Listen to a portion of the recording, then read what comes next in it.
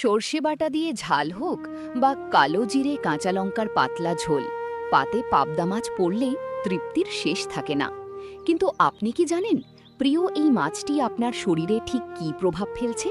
এটি কি আপনার অজান্তেই কোনো ক্ষতি করছে, নাকি লুকিয়ে আছে ম্যাজিক?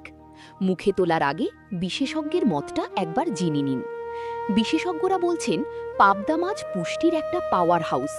প্রতি ১০০ গ্রামে এতে আছে প্রায় ১৮.১ গ্রাম উচ্চমানের প্রোটিন, ১১০ মিলিগ্রাম ক্যালসিয়াম এবং প্রচুর পরিমাণে ওমেগা-3 ফ্যাটি অ্যাসিড, আয়রন ও জিঙ্ক।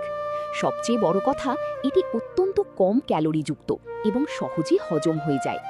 নিয়মিত পাবদা মাছ খেলে শরীরে কি কি অলৌকিক পরিবর্তন হয় জানেন? প্রথমত, এতে থাকা ক্যালসিয়াম ও ফসফরাস শিশুদের হাড় ও দাঁত মজবুত করে এবং পেশি গঠনে সাহায্য করে। দ্বিতীয়ত, উচ্চ আয়রন থাকার কারণে রক্তাল্পতা বা অ্যানিমিয়ার রোগীদের জন্য এটি মহৌষধ। তৃতীয়ত, এর ওমেগা-3 ফ্যাটি অ্যাসিড এবং ভিটামিন বি12 হার্টকে রাখে একদম ফিট, যা হৃদরোগের ঝুঁকি অনেকটাই কমিয়ে দেয়। এমনকি অস্টিওপোরোসিসের মতো হাড়ের ক্ষয়রোগেও এটি দারুণ উপকারী। তবে দাঁড়ান, সব খাবার কিন্তু সবার শরীরে একরকম প্রভাব ফেলে না। আপনার যদি বিশেষ কোনো অ্যালার্জি বা ক্রনিক রোগ থাকে, তবে পাতে নিয়মিত রাখার আগে একবার চিকিৎসকের পরামর্শ নেওয়া জরুরি। আপনার প্রিয় মাছ কোনটি? কমেন্ট করে জানান।